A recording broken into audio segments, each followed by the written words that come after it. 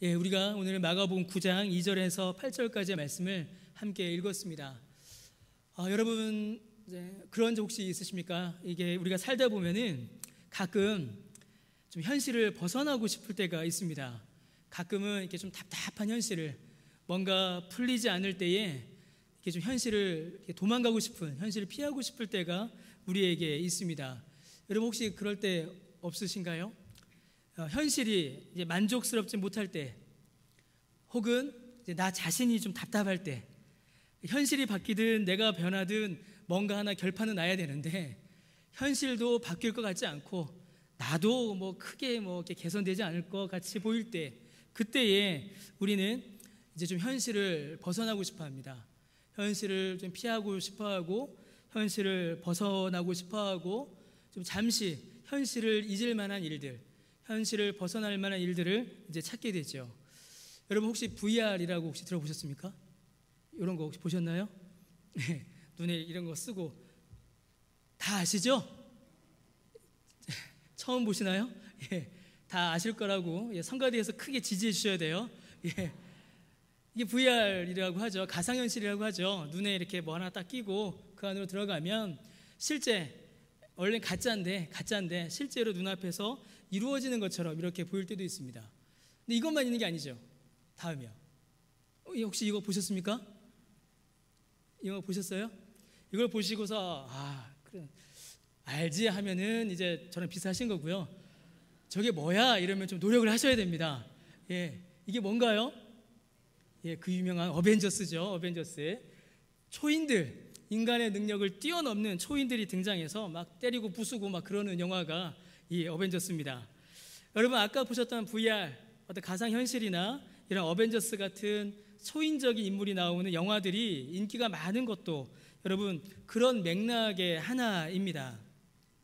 아마 시간이 갈수록 이는 더 심해질 겁니다.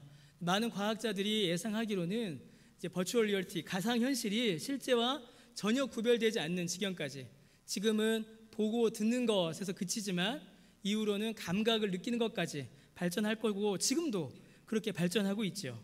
또 영화도 마찬가지입니다. 우리 방금 나왔던 어벤져스도 마찬가지인 것처럼 실사와 컴퓨터 그래픽이 이제 구별되지 않죠. 이게 어느 게 실사인지 어느 게 컴퓨터 그래픽인지 구별되지 않는 그런 세상에 이미 우리가 들어와 있습니다. 아마 더 심해질 거고 더 많이 발전하게 될 겁니다. 왜냐하면 우리가 현실에 만족하지 못하기 때문입니다. 여러분 우리가 살아가는 현실이 그렇게 썩 우리의 마음에 들지 않기 때문이죠. 내가 가지고 있는 능력이, 내가 할 수 있는 일들이 그렇게 내 기대만큼 뛰어나지 않기 때문입니다. 현실에 만족하지 못하는 많은 사람들은 자신의 능력으로 벗어날 수도 없고 변화되지도 못하는 그런 현실 대신에 가상현실, 대체현실에 더 많은 관심을 가지게 될 것이고 더 많이 그 세계로 들어가게 될 겁니다. 현실은 점점 멀어지고 가상에 가까워지는 그런 일들이 많이 일어납니다. 그러니까 빨리 우리 손에서 뭘 뺏어야 할까요? 빨리 스마트폰을 뺏어야 합니다. 스마트폰을 빨리 우리 손에서 뺏어야 합니다. 여러분 이러한 면에 있어서 종교는 어떤 역할을 하게 될까요? 여러분 이러한 면에 있어서 종교는 상당히 매력적입니다. 인류 역사 가운데 종교는 항상 있었습니다. 왜냐하면 인생에는 반드시 불만과 고통이 따르기 때문입니다. 이겨낼 수 없는 불만, 이겨낼 수 없는 고통, 이겨낼 수 없는 위협 앞에 사람들은 전혀 다른 세계, 지금과는 다른 미래, 혹은 개선된 세상을 사람들은 꿈꾸었습니다. 혹은 세상이 바뀌지 않으면 내가 바뀌기를 꿈꾸었죠. 내가 열심히 수련해서 열심히 돌을 닦아서 나 자신이 신과 같아지기를 많은 사람들이 소원했습니다. 극복할 수 없는 현실을 살아가면서 현실을 바꾸거나 아니면 내가 바뀌기를 소원하였던 사람들의 많은 소망, 욕망은 여러분 종교라는 이름으로 많이 나타납니다. 오늘날 현실을 살펴보게 되면 이 사실을 더욱더 분명히 알 수 있습니다. 여러분 이제 미국도 그렇고 우리나라도 그렇고 이제 많은 사회학자들이 이렇게 이런 연구를 쭉 합니다. 그러면 어떤 현상을 발견하게 되냐면 이 물질 문명, 자본주의 이런 것들이 발전하면 발전할수록 사람들은 역으로 이 정신세계, 철학, 동양 사상을 더 탐구한다라는 연구 결과들이 있습니다. 여러분 한번 상상해 보십시오. 빡빡한 도시 생활을 우리가 하고 있습니다. 여러분 직장 생활 하시는 분들 얼마나 빡빡하세요? 얼마나 많이 일하셔야 합니까? 우리 아이들, 또 우리 자녀들, 청년들 얼마나 열심히 공부합니까? 빡빡한 도시 생활을 해요. 소음과 매연이 가득하고 경쟁과 미움이 가득합니다. 자, 그럼 여러분에게 일주일에 휴가를 줍니다. 그럼 어디 가고 싶으신가요? 안 피곤하세요? 쉬고 싶지 않으세요? 이런 도시 생활을 피하여 잠시 이제 자연으로 가고 싶지요. 자연으로 가고 싶어 합니다. 좀 여유가 있고 푸른 산도 보고 바다도 보고 강도 볼 수 있는 그러한 자연으로 가고 싶어 합니다. 여러분 이렇게 자연을 찾는 마음이 우리 안에 있는 종교성의 발현이다라고 그렇게 많이 학자들은 설명을 합니다. 시끄러운 도시를 떠나서 여러분 머릿속으로 한번 상상해 보십시오. 조용한 산에 있는 절 한번 간다고 생각해 보세요. 새벽에 눈을 떠보니 안개가 자욱하고 풍경이 땡 울리고 저기서는 옹달샘 샘이 졸졸졸졸 흐르는, 어떠세요? 생각만 해도 쉼이 되죠. 그런 것만이 아니죠. 고즈넉한 성당의 수도원, 저기 산속에 수도사들에게 딱 가운을 쓰고 조용히 걸어가고 성가가 조용히 흐르고 침묵 가운데 조용히 기도할 수 있는 그런 수도원, 여러분 그런 것들로 사람들이 찾아갑니다. 지친 몸과 마음을 명상으로 회복하려고 하죠. 여러분 우리나라도 그렇지만 템플스테이가 왜 유행을 했겠습니까? 지치고 상한 영혼을 절에 가서 조용히 회복하려는 마음이 그렇게 나타나고 있는 겁니다. 현실을 벗어나고 싶은 거죠. 이상향, 낙원, 유토피아, 파라다이스, 불교의 용어를 가져오면 안양, 편안함이 있는 안양, 그런데 이르려고 하거나 혹은 깊은 명상과 수련으로 나의 한계를 벗어나서 도를 통달한 도인이 되거나 혹은 신이 되거나 전혀 다른 지금의 나와는 다른 존재로 변화되고자 하는 그런 마음들, 그런 욕망들이 모든 사람들에게 있습니다. 그리고 그런 욕망들이 이제 발현되고 때로는 종교라는 이름으로, 때로는 명상이라는 이름으로 그런 일들이 나타나고 있습니다. 여러분 혹시 여기 계신 분들 중에 그러한 이유로 지금 교회에 나오신 분 혹시 있지 않으십니까? 여러 종교 중에 살펴봤더니만 그나마 기독교가 현실을 좀 이기는 것 같고, 그나마 기독교가 이 빡빡한 세상 속에서 위로를 좀 주는 것 같고 좀 힘도 주는 것 같아서 혹시 오신 분 계십니까? 계시다면 잘 오신 겁니다. 잘 오신 거예요. 예. 복음에 우리에게 무슨 생명이 있겠습니까? 잘 오신 겁니다. 자, 그러나 여러분 우리가 믿는 이 기독교, 우리가 믿는 이 성경의 가르침은 단순히 거기에서 머물지 않습니다. 우리가 믿는 기독교, 그리고 우리에게 알려주신 이 성경의 복음은 단순히 현실을 도피하고 현실을 피하고 잠시 현실을 잊는 그 정도 선에서 멈추지를 않습니다. 여러분 그런 면이 완전히 없다라고 말하기는 사실 어렵습니다. 예수님을 믿어 천국에 이르기를 우리가 소원하고 예수님을 믿어 성령 충만함으로 거룩한 삶의 열매를 맺는 일들이 실제로 일어나고 있기 때문입니다. 그러나 우리의 믿음은 다른 종교들이 말하는 것과는 본질적인 차이를 가집니다. 다른 종교들보다 훨씬 더 깊은 이야기를, 훨씬 더 우리의 인생의 본질에 대하여 성경은 우리에게 알려주고 있습니다. 여러분 예수님의 모습을 보면 우리가 믿는 이 기독교가, 이 성경의 가르침이 다른 종교들과는 분명히 다른 지향점을 가진다는 것을 우리가 알 수 있습니다. 여러분 예수님이 이 땅에 태어나실 때에 예수님은 그저 한 명의 아기로 태어나셨습니다. 물론 성령의 잉태라는 매우 놀라운 기적이 있었습니다. 그러나 예수님께서 마리아의 태중에서 계시는 동안에는 지금 우리의 아기들이 어머니의 태중에서 자라는 것과 똑같은 방식으로 예수님이 마리아의 뱃속에서 자라나셨습니다.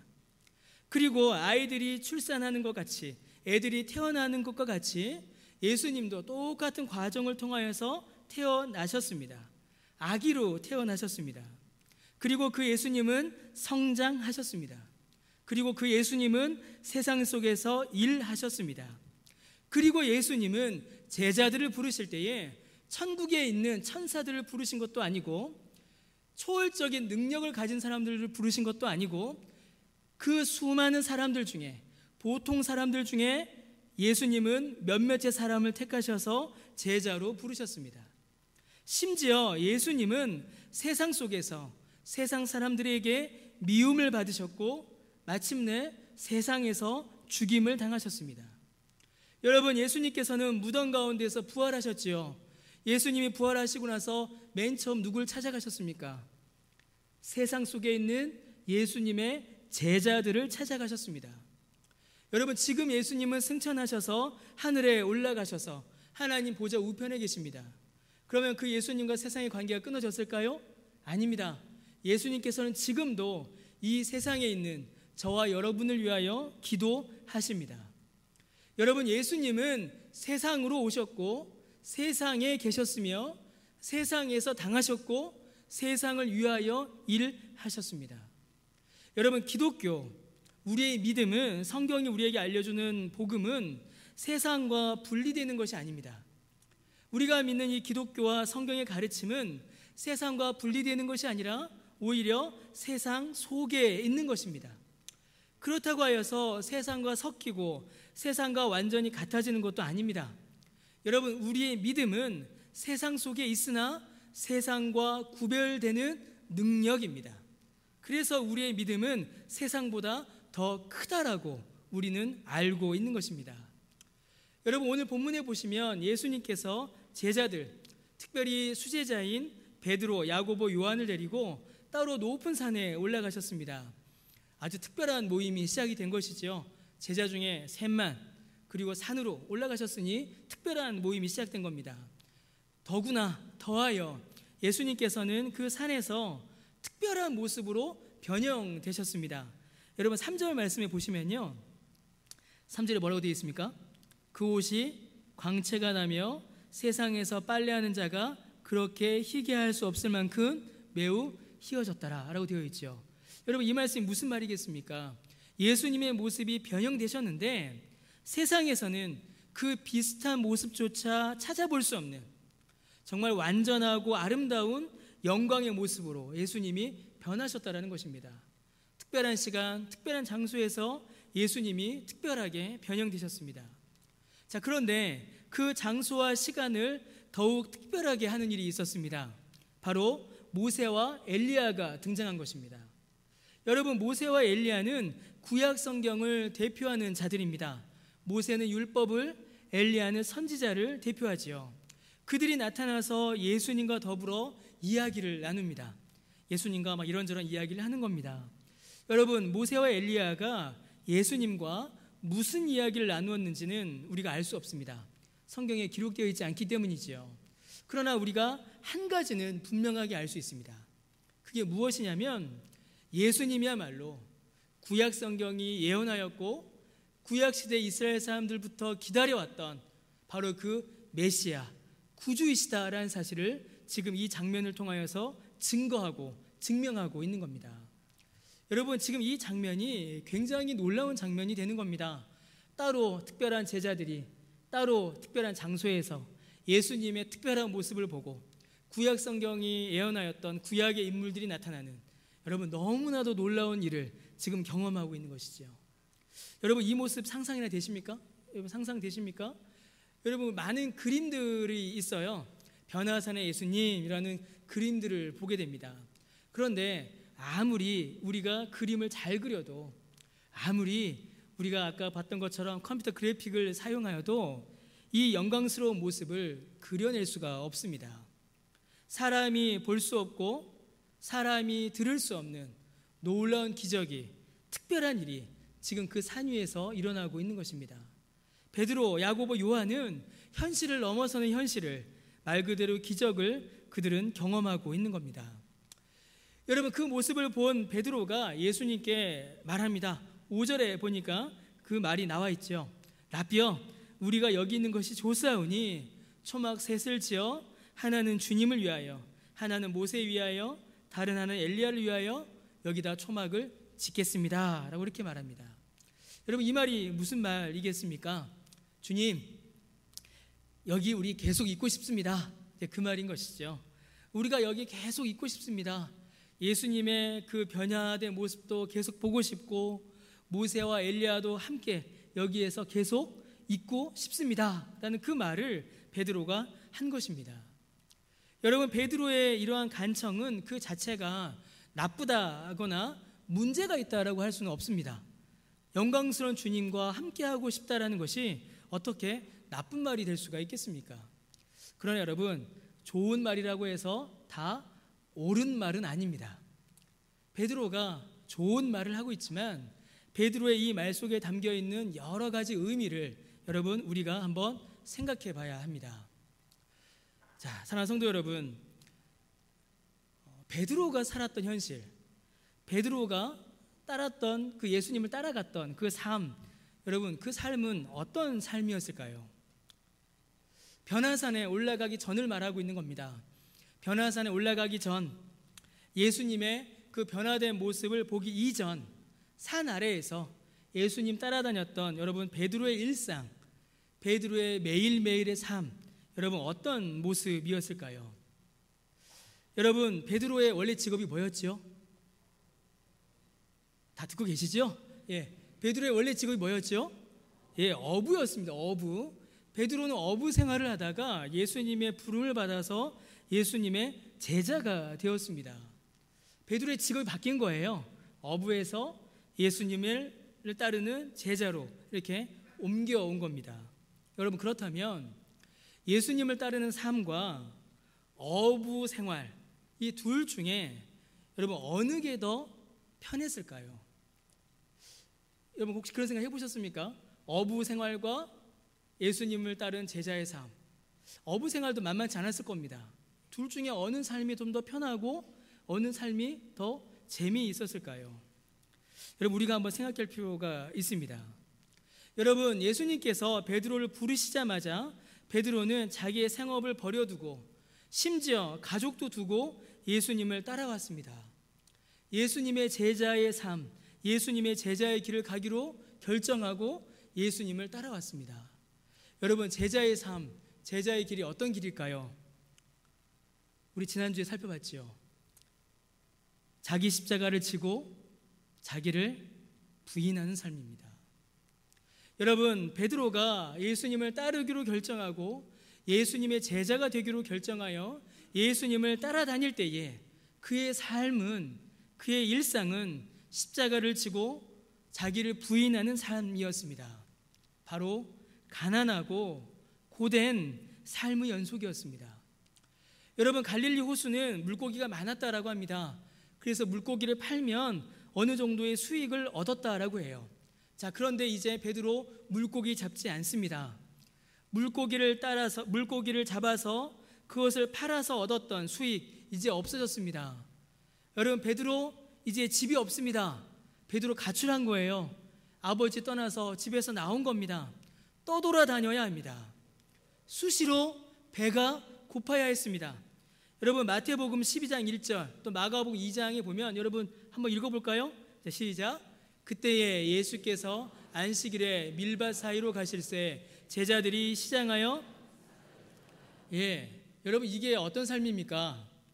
말이 좋아 제자의 삶이지 이 삶은 거지입니다. 거지예요. 안식일에 일하면 안 된다라는 거 정통 유대인인 베드로와 제자들이 몰랐을 리가 없습니다. 그런데 밀밭을 거닐다가 뭐가 보여요? 밀이 보이고 마침 배가 어때요? 고파요. 그러니까 어떻게 합니까? 타작을 한 것도 아니고 찐 것도 아니고 그냥 훑어서 손으로 이렇게 비벼서 그 가루 먹은 겁니다. 왜요? 배가 고파서. 여러분, 제자들의 삶, 배고픈 삶이었고 궁핍한 삶이었습니다. 여러분, 그게 전부였을까요? 예수님을 향하여서 수많은 사람들이 예수님께 찾아왔습니다. 그런데 그 사람들이 통제되질 않았습니다. 어느 정도 통제되지 않았을까요? 지붕을 뚫을 정도로 통제가 안 됐습니다. 수많은 사람들이 예수님을 보기 위하여 찾아오는데 그들이 통제되지 않았습니다. 그 통제되지 않는 사람들로부터 예수님을 보호해야 했습니다. 아이들이 예수님께 나올 때에 제자들이 그냥 얘들이 미워서 저리 가 한 게 아닙니다. 수많은 사람들이 예수님께 몰려올 때에 그 질서를 유지하고 그 상황에서 사고가 일어나지 않게끔 제자들이 일한 것이죠. 그리고 나서 제자들은 어떻게 됐을까요? 예수님께 혼만 납니다. 고생은 고생대로 하고 욕은 욕대로 먹는 게 제자들의 삶이었습니다. 심지어는 예수님 따라온 수많은 사람들을 위한 양식을 가져오라 라고 예수님이 말씀하셨습니다. 지금 우리도 먹을 게 없어서 밀밭에서 밀 훔쳐서 먹는데 수많은 사람을 어떻게 먹여야 합니까? 그런 어려움이 이 제자들에게 있었습니다. 여러분, 그것만이 아니었지요. 유대인들이 제자들을 비난하고 공격했습니다. 딴 이유가 아닙니다. 예수님을 따라다닌다, 예수님을 믿는다라는 그 이유 하나 때문에 바리새인들이 제자들을 미워했고 제사장들이 제자들을 무시했습니다. 정통 유대인이면서도 유대인으로 대접받기는커녕 손가락질과 비아냥을 들어야 하는 현실이었습니다. 여러분, 그것뿐이었을까요? 만나면 안 되는 사람, 함께하면 안 되는 사람, 예수님이 그런 사람들만 쫓아다니셨습니다. 율법에 보면 세리도 함께하면 안 되고 창기도 함께하면 안 되고 나병 걸린 사람과는 절대 함께하면 안 되는데 예수님은 계속 그런 사람들만 찾아다니셨습니다. 여러분, 제자들은 함께하기 싫은 사람, 만나기 싫은 사람들과 함께 해야 했습니다. 하기 싫은 일 해야 했고, 배고프고 돈 없고 길거리에서 자야 했고, 듣기 싫은 소리 들어야 했습니다. 고생은 고생대로 하고 욕은 욕대로 먹는 그런 삶, 여러분, 그런 삶이 제자들의 삶이었습니다. 사랑하는 성도 여러분, 여러분 예수님의 제자이십니까? 갑자기 훅 들어왔죠? 여러분, 우리가 예수님의 제자라면 우리도 이렇게 삽니다. 우리와 상관없는 삶이 아닙니다. 여러분, 우리가 만약에 예수님의 제자라면, 예수님 따라간다면 이렇게 살아가게 됩니다. 고생은 고생대로 하고 욕은 욕대로 먹고. 여러분, 그러시잖아요. 주일 아침에 교회 오기 위해 얼마나 고생하셨습니까? 고생은 고생대로 하셨잖아요. 그런데 세상 사람들은 우리에게 칭찬해 줍니까? 칭찬 안 합니다. 욕은 욕대로 하죠. 여러분, 베드로 예수님을 믿었습니다. 베드로 그 삶에서 이제 내가 예수님을 따르겠다라고 결단하여서 예수님을 따라왔습니다. 예수님을 믿고 예수님을 따르기로 결정하였는데, 여러분, 베드로의 삶이 획기적으로 변했다거나 그에게 초인적인 능력이 생겼다거나 아니면 흔들림 없는 믿음이 그 안에서 생겨서 아무리 힘들고 어려워도 예수님 따라가는 길 내가 후회하지 않아, 기쁨과 즐거움으로 예수님 따라갈 거야 라는 그런 믿음이 베드로 안에서 일어났다라는 기록이 없습니다. 여러분, 베드로 예수님 따르기로 했지만, 베드로 예수님 믿기로 했지만 그는 여전히 연약하였고 그를 둘러싼 환경은 여전히 어렵고 고통스러웠습니다. 여러분, 그러한 베드로가, 그러한 일상을 살았던 베드로가 이 변화산에 올라가서 이 변화산의 기적을 보게 된 겁니다. 여러분, 그렇다면 이 기적이 베드로에게 어떤 의미로 다가왔겠습니까? 여러분, 그 산에서 내려가고 싶을까요? 저 같아도 내려가기 싫습니다. 영원히 붙잡고 싶었을 것입니다. 이제야 비로소 예수님 따라다닌 보람을 느낄 수 있었을 것입니다. 야, 우리가 지금까지 이렇게 고생했는데, 내가 지금까지 이렇게 비난받았는데 모세와 엘리야가 보이고 예수님의 영광이 보이니 이 얼마나 특별합니까? 내가 고생했는데 이제야 내가 예수님 믿는 보람이 있구나. 그렇게 베드로가 생각했을 것입니다.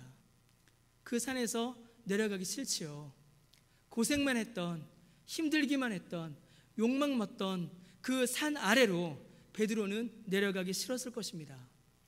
그 현실을 벗어나서 그 산 위에 있고 싶었을 것입니다. 그러나 여러분, 어떻게 됐습니까? 8절 한번 보시겠어요? 8절에 뭐라고 되어 있습니까? 어떻게 시작하죠? 문득 둘러보니. 1시간 지난 후에, 하루가 지난 후에, 일주일이 지난 후에도 아닙니다. 언제요? 문득. 문득 돌아보니 여러분, 이 놀라운 기적은 오래가지 않았습니다. 문득 돌아보니 모세와 엘리야는 이미 사라졌고 예수님은 이전의 모습으로 돌아와 계셨습니다. 그리고 9절 말씀에 보니 그들이 산에서 내려왔습니다. 여러분, 베드로와 야고보와 요한은 예수님과 함께 다시 일상으로, 다시 그 고된 삶으로 돌아와야 했습니다. 그리고 그들은 돌아왔습니다. 사랑하는 성도 여러분, 베드로는 예수님을 위하여 초막을 짓겠다라고 말했습니다. 그러나 베드로가 지어야 하는 초막, 베드로가 붙잡아야 하는 진짜 장막은 산에 짓는 초막이 아니었습니다. 여러분, 요한계시록 21장 3절에 보면요, 진짜 장막이 무엇인지 우리에게 알려주십니다. 함께 읽어보겠습니다.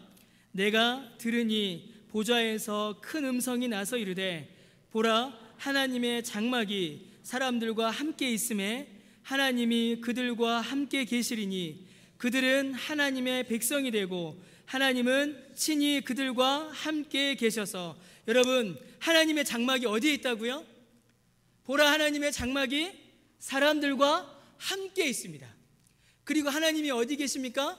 하나님이 그들과 함께 계십니다. 여러분, 장막은 산에 짓는 장막이 참된 장막이 아니었습니다.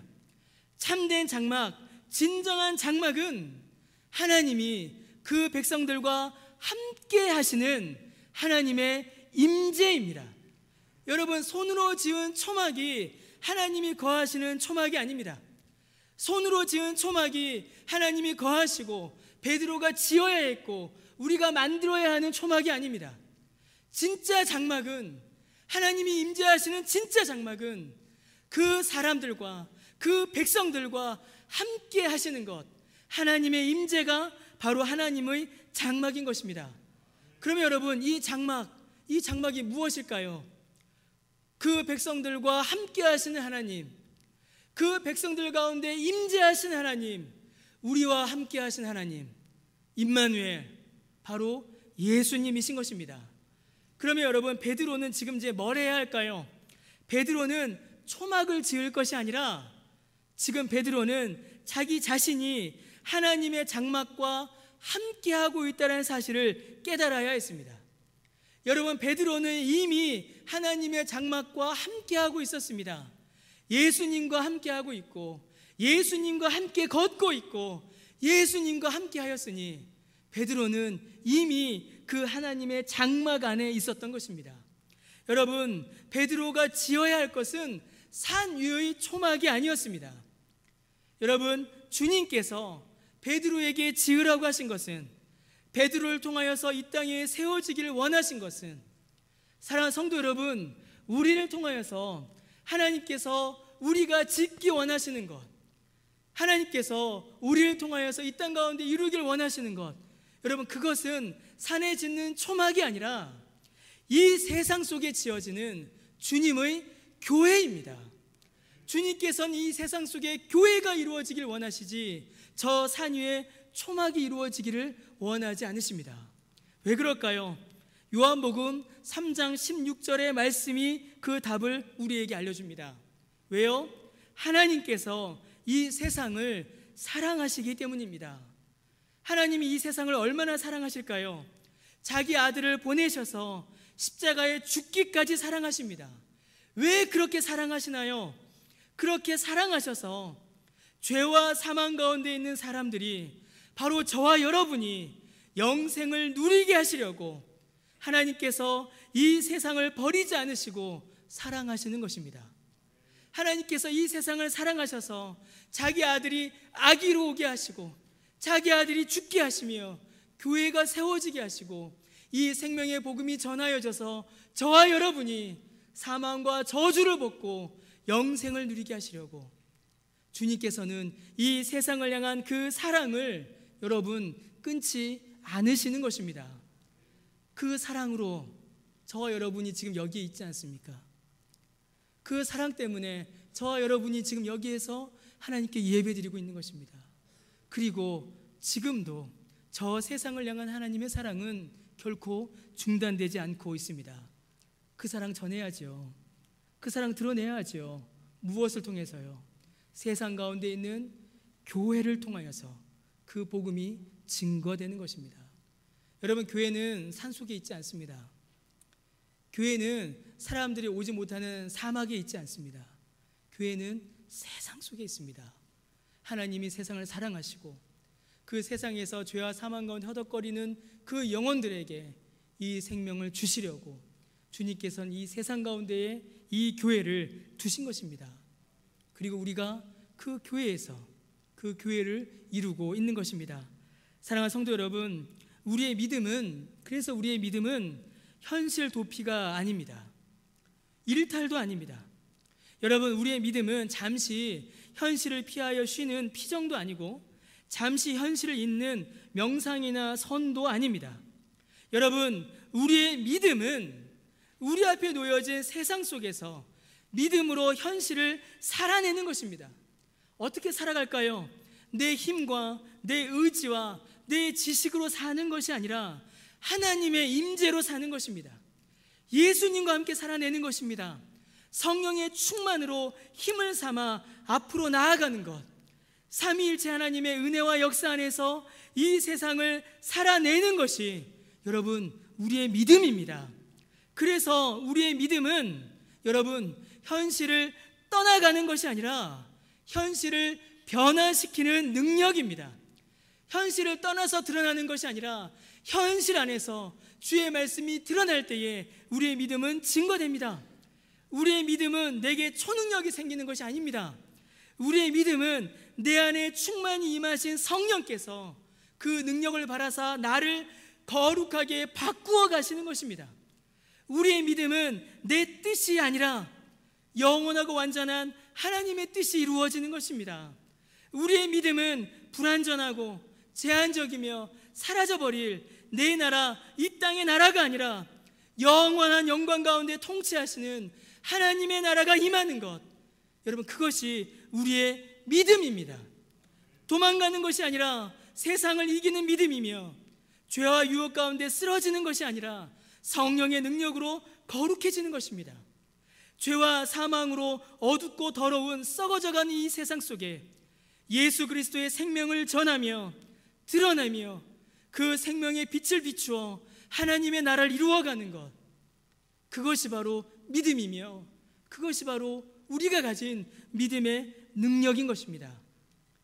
사랑하는 성도 여러분, 우리의 현실은 여전히 어렵습니다. 여러분 많이 어려우시죠? 우리 현실 정말 어렵습니다. 경제적인 어려움은 이제 일상이 되어버렸습니다. 경제적인 어려움 피하기 정말 어렵습니다. 건강의 어려움도 있으세요? 여러분 건강 괜찮으십니까? 아프신 분들 많으세요. 건강의 어려움 많습니다. 내가 안 아프면 누가 아프죠? 내 가족이 아픕니다. 건강의 어려움 끊어지지 않습니다. 그것만 있느냐? 관계의 어려움도 있습니다. 그 무엇 하나 쉬운 게 없어요. 죄, 시험, 유혹은 어찌나 그렇게 우리에게 덮치는지 모르겠습니다. 우리의 현실, 오늘을 살아가는 우리의 현실, 지금 우리가 이렇게 다들 앉으셔서 예배 드리시지만 예배 끝나고 돌아가실 여러분의 가정, 여러분의 직장, 여러분 현실, 여러분 얼마나 어렵고 얼마나 힘드십니까? 예수님 믿으면 모든 일들이 다 해결되면 좋겠는데, 예수님 믿으면 모든 어려움, 난관 뚫고 갈 수 있는 슈퍼파워가 나에게도 생기면 좋겠는데, 그런 거 안 생기면 최소한 슬프지 않고 화나지 않고 미움 안 생기는 즐거움이라도 내 안에 있으면 좋겠는데 그렇게 되지 않습니다. 여러분 어떨 때는요, 제가 참 어려울 때가 있습니다. 제가 어려워요. 어떤 참 어렵습니다. 예수 믿으면 바라는 거 다 이루어집니다. 저도 가끔 강단에서 믿음대로 될지어다 이렇게 하고 싶을 때 있습니다. 저도 하고 싶습니다. 긍정적인 생각을 하시면 긍정적인 일들만 일어납니다. 이렇게 저도 그렇게 말하고 싶을 때가 왜 없겠습니까? 저도 그렇게 말하고 싶을 때가 있어요. 기도하면 모든 병이 다 낫고, 기도하면 모든 질병이 같은 거죠. 모든 질병 다 낫고, 기도하면 인생의 모든 어려움이 싹 사라집니다라고 그렇게 저도 말하고 싶을 때 있습니다. 너무 고통스럽고 어려운 성도들의 삶을 볼 때는 그런 말 하고 싶습니다. 제가 강단에서는 안 하는데요, 개인적으로 만나서 기도할 때는 그렇게 기도합니다. 너무 어려우시니까요. 너무 고통스러우시니까요. 여러분, 제가 왜 그런 말을 잘 안 할까요? 제가 믿지 못해서 그럴까요? 하나님께서 고치시는 치료의 능력을 제가 믿지 않기 때문에 제가 그런 말 못하겠습니까? 아니요, 저는 치료의 능력을 믿습니다. 제가 경험했습니다. 기도로 병 낫는 거 제가 경험했고 제가 봤습니다. 수도 없이 봤습니다. 여러분, 그럼 제가 우리 성도님들을 사랑하지 않기 때문에 제가 그렇게 말하지 않는 걸까요? 아닙니다. 그렇지 않습니다. 그렇지 않습니다. 저는 여러분들이 복받기 원합니다. 정말입니다. 제 소원이에요. 아픈 분들 다 나으시고 어려움들 다 해결되시기를 간절히 소원합니다. 그런데 제가 말하지 못합니다. 제가 말하지 못합니다. 왜요? 실제 우리의 삶은 그렇게 안 될 때가 더 많기 때문입니다. 기도해도 안 이루어지고, 기도해도 안 고쳐지고, 기도해도 해결되지 않을 때가 우리에게 너무나 많기 때문입니다. 사랑하는 성도 여러분, 우리의 믿음은 여러분 영화가 아닙니다. 우리의 믿음은 영화가 아닙니다. 여러분, 영화는 뭐죠? 영화는 환상을 보고 현실로 돌아오는 겁니다. 여러분, 저 어릴 때 슈퍼맨 처음 보고요, 여기 보자기 메고 팔 부러진 애들 수도 없이 있었습니다. 환상을 보고 현실에 돌아오질 못한 거죠. 환상 속에 사는 겁니다. 어떻게 그거 둘렀다고 날겠습니까? 이거 두르고 장롱에서 뛰어내리고 막 언덕에서 뛰어내려서 팔 부러진 애들 천지로 돌아다녔습니다. 여러분, 우리의 믿음은 그런 환상이 아닙니다. 잠시 고통을 잊게 하고, 잠시 어려움을 잊게 하고, 잠시 우리 안에서 막 엔돌핀이 솟아나게 해서 슬픔을 잠시 잊게 한 후에 또다시 아무것도 해결되지 않은 현실로 돌아와서 또다시 우리를 절망하게 하는, 환상에 취해서 팔 부러지게 하는, 여러분, 그런 게 우리의 믿음이 아닙니다.